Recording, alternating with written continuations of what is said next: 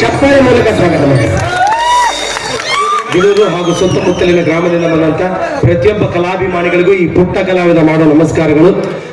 ನಮ್ಗೇನು ಈ ಕಡೆ ಕೊಪ್ಪಳ ಜಿಲ್ಲೆ ಆಮೇಲೆ ಗದಗ ಜಿಲ್ಲೆ ಹೊಸದಲ್ಲ, ಮೊದ್ಲಿಂದನೂ ಬೆಳೆದಿದ್ದೆ, ನಾವು ಅಜ್ಜರ ಮಠದಿಂದನೇ ಬೆಳೆದಿದ್ದು, ಅದಂತೂ ಸತ್ಯ. ಇವತ್ತು ಇದ್ದಿದ್ದು ಹೇಳ್ಬೇಕು ಅಂತಂದ್ರೆ ಭಾಳ ಖುಷಿ ಆಯ್ತು. ಯಾಕಂತಂದ್ರೆ ಯಾರು ನಮ್ಗೆ ಅಜ್ಜರ ಫೋಟೋ ಗಿಫ್ಟ್ ಕೊಟ್ಟಿರ್ಲಿಲ್ಲ, ದೇವ್ರುಗಳಿಗೆ ಫೋಟೋಗಳು ಗಿಫ್ಟ್ ಕೊಡ್ತಿದ್ರು. ಆದ್ರೆ ನಡೆದಾಡುವ ದೇವರು ಅಂತಲೇ ಖ್ಯಾತಿ ಆದಂತ ಅಂಧ ಅನಾಥ ಮಕ್ಕಳ ಜೀವನದ ಬೆಳಕಾದಂತ ಗುರುಗಳು, ಎಷ್ಟೋ ಕಲಾವಿದರಿಗೆ ಅನ್ನ ಹಾಕಿದವರು, ಎಷ್ಟೋ ಕಲಾವಿದರಿಗೆ ಬೆಳಕು ತೋರಿಸಿದಂತ ಗುರುಗಳ ಫೋಟೋ ಇವತ್ತು ನನಗೆ ಸಿಕ್ಕಿದ್ದಕ್ಕೆ ಗುಡೂರು ನಾ ಸಾಯಿ ಮಠನು ನನ್ನ ಮನಸ್ಸಾಗಿರ್ತೈತೆ ಅಂತ ಹೇಳಕ್ಕೆ ಇಷ್ಟಪಡ್ತೀನಿ. Thank you. ಆಮೇಲೆ ಈ ನಾಟಕನ ನಾವು ಬನಶಂಕರಿ ಜಾತ್ರೆ ಒಳಗೆ ಆಡಿದ್ವಿ. ಹೊಸ ನಾಟಕ ಇದು. ಕೇವಲ ಒಂದು 10 ದಿವಸದೊಳಗೆ ಕುಂದ್ರಿಸ್ಕೊಂಡು ಅಲ್ಲಿ ಹೋಗಿ ಆಡಿದ್ವಿ. ಇಡೀ ಬನಶಂಕರಿ ಜಾತ್ರೆಗೆ ನಂಬರ್ 1 ಬಂದಂತ ನಾಟಕ ಇದು. ಇದು ಇಷ್ಟೊತ್ತನೂ ತಮ್ಮ ಮುಂದೆ ರಂಜಿಸಿದ್ವಿ. ಅದು ನಮ್ಗೆ ಕಾಣಂಗಿಲ್ಲ ಅಂತ. ನಾಟಕ ಹೆಂಗ ಅನಿಸ್ತೋ ಗೊತ್ತಿಲ್ಲ, ಅಲ್ಲಂತೂ ಚಲೋ ಅಂತಂದಿದ್ರು. ನಿಮ್ಮೂರಿಗೆ ಬಂದು ನಾಟಕ ಆಡಿವಿ, ಚಲೋ ಅನ್ಸಿದ್ರೆ ಎಲ್ಲಾ ಕಲಾವಿದರಿಗೆ ಚಪ್ಪಾಳೆ ಮೂಲಕ ಆಶೀರ್ವಾದ ಮಾಡ್ರಿ. Thank you. ಯಾಕಂತಂದ್ರೆ ಅಕಸ್ಮಾತ್ ನಾವು ನಾಟಕ ಮಾಡ್ಬೇಕಾದ್ರೆ ಏನಾದ್ರೂ ತಪ್ಪು ತಡೆಗಳು ನಮ್ಮಿಂದ ಆಗಿದ್ರ, ಆಮೇಲೆ ಆಗಲೇ ಸ್ವಲ್ಪ ನಾ ಮಾತಾಡಿದೆ, ಅದು ಯಾರಿಗಾದ್ರೂ ಮನಸ್ಸಿಗೆ ನೋವಾಗಿತ್ತು ಅಂತಂದ್ರ ಮನೆಯಲ್ಲಿ ನಿಮ್ಮ ಮಕ್ಕಳು ತಪ್ಪು ಮಾಡಿದಾಗ ಹೆಂಗ್ ಕ್ಷಮಿಸ್ತೀರಿ ಹಂಗೆ ನನ್ನೂ ಕ್ಷಮಿಸ್ತೀರಿ ಅಂತ ಕೇಳ್ತೀನಿ ಕಲಾಭಿಮಾನಿಗಳೇ. Thank you. ಆಮೇಲೆ ಪ್ರತಿ ವರ್ಷ ಹಿಂಗೇನಾರ ನಾಟಕ ಇದ್ದಾಗ, ಹಿಂಗೇನಾದ್ರು ಜಾತ್ರೆಗೆ ಇದ್ದಾಗ ಕಂಪ್ನಿಗಳನ್ನ ಕರೆಸ್ರಿ. ಯಾಕಂತಂದ್ರ ಮೊದ್ಲು ನಮ್ಮ ಅಜ್ಜ ನಮ್ಮ ಅಜ್ಜಿ ಕಾಲದಕ್ಕ ಬರೇ ಉತ್ತರ ಕರ್ನಾಟಕ ಭಾಗದೊಳಗ 200ರಿಂದ 300 ನಾಟಕ ಕಂಪ್ನಿ ಇದ್ವು. ಅಂದ್ರೆ ಹಳ್ಳಿ ಒಂದೊಂದು ನಾಟಕ ಕಂಪ್ನಿ ಇದ್ವು ಅಂತ. ಈಗ ಅವು ಎಲ್ಲಿಗೆ ಬಂದವಪ್ಪ ಅಂತಂದ್ರ ಎಲ್ಲಾ ಸೇರಿ 15ರಿಂದ 16 ನಾಟಕ ಕಂಪ್ನಿ ಉಳ್ದಾವ. ಅವು ಹೆಂಗ್ ಉಳ್ದಾವಪ್ಪ ಅಂತಂದ್ರ, ಈಗ ICU ಒಳಗೆ ಒಬ್ಬ ರೋಗಿಗೆ ಹೆಂಗ್ ಆಕ್ಸಿಜನ್ ಮಾಸ್ಕ್ ಹಾಕಿ ಬದುಕಿಸಿರ್ತಾರಲ್ಲ ಹಂಗ್ ಬದುಕ್ಯಾವ. ಗೌರ್ಮೆಂಟ್ ಕೊಡ್ತೈತಿ, ಸಹಾಯಧನ ಮಾಡತ್ತಿಲ್ಲ ಅಂತಲ್ಲ, ಅವ್ರು ಕೊಟ್ಟಿದ್ ನಮ್ದು ಒಂದು ಕ್ಯಾಂಪ್ ಕ್ಲೋಸ್. ಈ ಕ್ಯಾಂಪಿಂಗ್ ಮುಂದೆ ಕ್ಯಾಂಪ್ ಕಿತ್ತಾಕಕ್ಕ ಆಗಲ್ಲ. ಯಾಕಂತಂದ್ರ ಒಂದ್ ನಾಟಕ ಕಂಪ್ನಿ ನಡೆಸೋದು ಅಂತಂದ್ರ ಒಂದ್ 4 ಆನಿನ್ ಸಾಕದಂಗಂತ. ಹಿರಿಯರು ಒಂದ್ ಮಾತು ಹೇಳ್ತಿದ್ರಂತ, ಒಬ್ಬ ಮನುಷ್ಯನ ಹಾಳು ಮಾಡ್ಬೇಕಂದ್ರ ಒಂದ್ ಎಲೆಕ್ಷನ್ ನಿಲ್ಲಿಸ್ಬೇಕಂತ, ಇಲ್ಲ ಅಂತಂದ್ರ ನಾಟಕ ಕಂಪ್ನಿ ಮಾಲಕನ್ ಮಾಡ್ಬೇಕಂತ.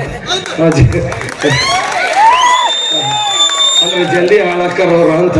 ಅದಕ್ಕೋಸ್ಕರ ಉಳಿದಿದ್ದ 16 ಕಂಪ್ನಿ ಅವು ಹೆಂಗ್ ಉಳ್ದಾವಪ್ಪ ಅಂತಂದ್ರ ಜಾತ್ರೆಗಳ ಮೇಲೆ ಉಳ್ದಾವ. ಯಾಕಂತಂದ್ರ ಸಾದಾ ಕ್ಯಾಂಪಿಗೆ ಮೊನ್ನೆ ಇಲ್ಕಲ್ಗೆಲ್ಲ ಕಂಪ್ನಿ ಹಾಕಿದ್ ನೀವು ನೋಡಿರ್ತೀರಿ. ಅವ್ರು ಎಷ್ಟರ ಮಟ್ಟಿಗೆ ಕಲೆಕ್ಷನ್ ಆಗಿರುತ್ತೆ, ಎಷ್ಟರ ಮಟ್ಟಿಗೆ ಲಾಸ್ ಆಗಿರುತ್ತೆ. ಯಾಕಂತಂದ್ರ ದಿವ್ಸಕ್ಕೊಂದು 20-25 ಸಾವಿರ ರೂಪಾಯಿ ಬರೀ ಖರ್ಚೆ ಇರುತ್ತೆ. 15 ಜನ ಕಲಾವಿದ್ರು, ಕೆಲಸಗಾರರು, ಜಗ ಬಾಡಿಗೆ, ಕರೆಂಟ್ ಬಿಲ್ಲು, ಅದು ಇದು ಅಂತೇಳಿ ಕಟ್ಕೊಂಡು ಅವ್ರು ಎದಕ್ಕಿನ್ನೂ ನಾಟಕ ಕಂಪ್ನಿ ಬಂದ್ ಮಾಡ್ಲಾರ್ದ ಎದಕ್ ನಡ್ಸಕತ್ತಪ್ಪ ಅಂತಂದ್ರ ಇಂಥ ಜಾತ್ರೆಗಳು ಇರ್ತಾವಪ್ಪ. ಕಲಾವಿದರು ನಮ್ಮನ್ನ ಕರೆಸಿಲ್ಲ ಅನ್ನ ಹಾಕ್ತಾರಪ್ಪ.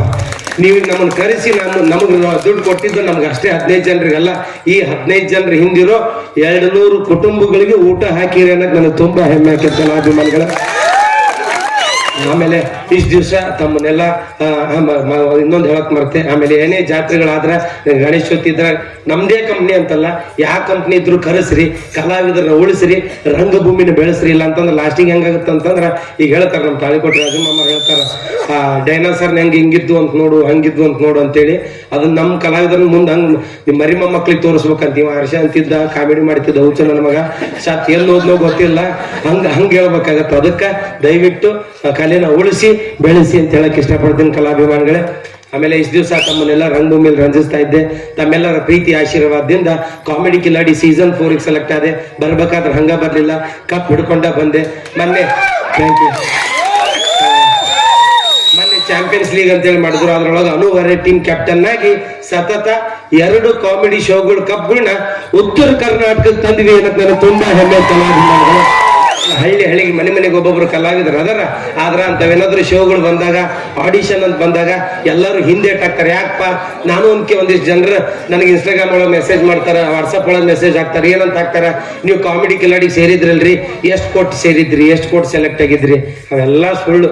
ಅಲ್ಲೇನು ರೊಕ್ಕ ಗಿಕ್ಕ ನಡೆಯಲ್ಲ. ಯಾಕಂತಂದ್ರ ನಾನು 3 ಸತಿ ಆಡಿಷನ್ ಕೊಟ್ಟು ಕ್ಯಾನ್ಸಲ್ ಆಗಿ 4ನೇ ಸತಿ ಕೊಟ್ಟಾಗ ಸೆಲೆಕ್ಟ್ ಆಗಿ ಗೆದ್ದು ಬಂದಿದ್ದು. ಹಿಂಗಾಗಿ ಯಾರ ನಸೀಬ್ ಹೆಂಗಿರುತ್ತೆ ಅಂತ ಹೇಳಕ್ ಆಗಲ್ಲ.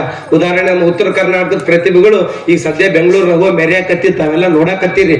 ನಮ್ಮ ಹನುಮಂತ ಲಂಬಾಣಿ ಅವರು ಸೀಸನ್ 11 ಬಿಗ್ ಬಾಸ್ ಗೆದ್ದು ಅವರು ಉತ್ತರ ಕರ್ನಾಟಕ ಕಪ್ ತಗೊಂಡ್ಬಂದ್ರು. ಈಗ ಸರಿಗಮಪ್ಪ ಒಳಗ ನಮ್ಮ ಬಾಳು ಬೆಳಗುಂದಿಯವ್ರು ಮಿಂಚಕತ್ತಾರ. ಉತ್ತರ ಕರ್ನಾಟಕದವ್ರು ಇನ್ನೂ ಕಲಾವಿದ್ರ ಅದ್ರಾಗ ಅದಾರ. ಅವ್ರಿಗೆ ಏನಾದ್ರು ವೋಟಿಂಗ್ ಅಂತ ಬಂದಾಗ ತಾವೆಲ್ಲ ಮನಸ್ಸು ಬಿಚ್ಚಿ ವೋಟಿಂಗ್ ಮಾಡಿ ಆ ಸರಿಗಮಪ್ಪ ಕಪ್ನು ಉತ್ತರ ಕರ್ನಾಟಕಕ್ಕೆ ಬರಂತ ತಾವೆಲ್ಲ ಆಶೀರ್ವಾದ ಮಾಡ್ಬೇಕು ಅಂತ ಕೇಳ್ತೀನಿ ಕಲಾಭಿಮಾನಿಗಳೇ. ಆಮ್ಯಾಗ ತಮ್ಮ ಮನೆಗೆ ಯಾರಾದ್ರೂ ಮಕ್ಕಳು ಡ್ಯಾನ್ಸು ಅಥವಾ ಹಾಡು ಇಲ್ಲ ಅಂತಂದ್ರೆ ಕಾಮಿಡಿ ಮಾಡ್ತಿದ್ರೆ ಹಂಗೇನಾರು ಇಲ್ಲಿ ಬಾಗಲಕೋಟೆ, ಬಿಜಾಪುರ, ಹಿಂಗೆ ಹೊಸಪೇಟೆ ಹಿಂಗೆ ಆಡಿಷನ್ ಬಂದಾಗ ದಯವಿಟ್ಟು ಆಡಿಷನ್ ಕೊಡ್ರಿ. ಯಾರ ನಸೀಬ್ ಹೆಂಗಿರುತ್ತೆ ಅಂತ ಹೇಳಕ್ಕಾಗಲ್ಲ.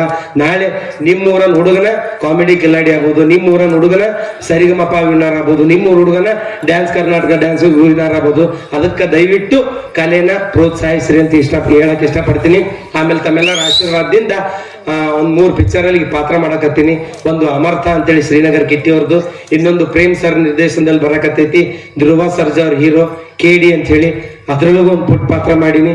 ಆಮೇಲೆ ನಮ್ಮ ಯೋಗರಾಜ್ ಭಟ್ರ ಸರ್ ನಿರ್ಮಾಣದಲ್ಲಿ ಬರಕತ್ತೈತಿ ಪಕ್ಕ ಉತ್ತರ ಕರ್ನಾಟಕ ಜವಾರಿ ಭಾಷೆ ಒಳಗ ಉಡಾಳ ಅಂತ ಹೇಳಿ, ಅದ್ರೊಳಗ ಒಂದು ಮುಖ್ಯವಾದ ಪಾತ್ರದಲ್ಲಿ ಕಾಣಿಸ್ಕೊಂಡಾಗತ್ತೆ. ನೀವು 3 ಪಿಕ್ಚರ್ ಇದೇ ವರ್ಷ ರಿಲೀಸ್ ಆಗೋದವ. ಇಷ್ಟು ದಿವಸ ರಂಗಭೂಮಿ ಒಳಗ ನಿಮ್ಮ ಮನಿ ಮಗ, ನಿಮ್ಮ ಅಣ್ಣ, ನಿಮ್ ತಮ್ಮ ಅಂತ ಹೆಂಗ್ ಆಶೀರ್ವಾದ ಮಾಡಿರಿ, ಮುಂಬರೋ ಆ ಪಿಕ್ಚರ್ಗೂ ಅದೇ ರೀತಿ ಆಶೀರ್ವಾದ ಮಾಡ್ಬೇಕು ಅಂತ ತಮ್ಮೆಲ್ಲರಲ್ಲಿ ಕೈ ಮುಗಿದು ಬಿಡ್ಕೊಂತೀನಿ ಕಲಾಭಿಮಾನಿಗಳೇ. ಇಷ್ಟು ಹೇಳಿ ನನ್ನ 2 ಮಾತುಗಳನ್ನ ಮುಗಿಸ್ತಾ ಇದ್ದೀನಿ. ಜೈ ಹಿಂದ್, ಜೈ ಕರ್ನಾಟಕ ಮಾತೆ, ಜೈ ರಂಗಭೂಮಿ. ಆಮೇಲೆ ಇನ್ನೊಂದು ಹೇಳಕ್ ಇಷ್ಟಪಡ್ತೀನಿ, ಕಮಿಟಿಯವರಿಗೆ ಧನ್ಯವಾದಗಳು ಹೇಳಲೇಬೇಕು. ಯಾಕಂತಂದ್ರ ನಾವ್ ಈ ಡೇಟಿಗೆ ಖಾಲಿ ಇರ್ಲಿಲ್ಲ, ನಮ್ದಲ್ಲಿ ಶೂಟಿಂಗ್ ಇತ್ತು. ಅವ್ರ ಪಾಪ ಯಾರ್ಯಾರಿಗೋ ವಸೂಲಿ ಹಚ್ಚಿ ಇಲ್ಲ ನೀವು ನಾಟಕ ಆಡ್ಲೇಬೇಕು, ಇಲ್ಲಿ ಬರ್ಲೇಬೇಕು ಅಂತ ಕೇಳಿದ್ದಕ್ಕ ಅವರೆಲ್ಲ ಶ್ರಮ ಪಟ್ಟಿದ್ದಕ್ಕ ನಾವಿಲ್ಲಿ 15 ಜನ ಇಲ್ಲದೀವಿ, ಇಲ್ಲಿ ನಾಟಕ ಆಡಕತ್ತೀವಿ. ಎಲ್ಲಾ ಕಮಿಟಿಯವ್ರಿಗೂ ಹೃತ್ಪೂರ್ವಕ ಧನ್ಯವಾದಗಳನ್ನ ಹೇಳಕ್ ಇಷ್ಟಪಡ್ತೀನಿ. ಇಷ್ಟು ಹೇಳಿ ನಾನು 2 ಮಾತುಗಳನ್ನು ಮುಗಿಸ್ತಾ ಇದ್ದೀನಿ. ಜೈ ಹಿಂದ್, ಜೈ ಕರ್ನಾಟಕ ಮಾತೆ, ಜೈ ರಂಗ.